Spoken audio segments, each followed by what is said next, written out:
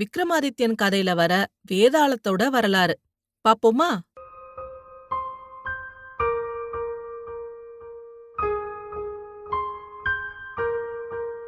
உண்மையிலே வேதாளம்னு ஒண்ணு தேவர்களோட உலகத்துல தான் வாழ்ந்துட்டு இருந்தது. அந்த வேதாளத்தோட பேரு புட்பதத்தன். புட்பதத்தனும் அவரோட மனைவி தேவதத்தையும் தேவர்களுக்கு ஆடை தெச்சு கொடுக்கற வேலை செஞ்சிட்டு இருந்தாங்க. ஒரு நாள் புட்பதத்தனுக்கு ஒரு விபரீத ஆசை ஒண்ணு தோணுச்சு. அதாவது ஈசனுக்கோ பார்வதிக்கோ ஒரு அழகான ஆடைய தெச்சு கொடுக்கணும் அப்படின்னு. அவர் விருப்பப்படியே ஒரு அழகான ஆடைய தெச்சு அத ஈசனுக்கு கொடுக்கறதுக்காக கைலாயத்துக்கு போனாரு. கைலாயத்துல ஈசன பார்த்த மகிழ்ச்சியில அவர் தான் எதுக்காக வந்தோன்றதையே மறந்துட்டு ஈசனையே வணங்கிட்டு நேரத்தை கடத்திட்டு இருந்தாரு. கொஞ்ச நேரம் போன அப்புறம் ஈசன் கிட்ட விடை பெற்று அவர் திரும்பிய போது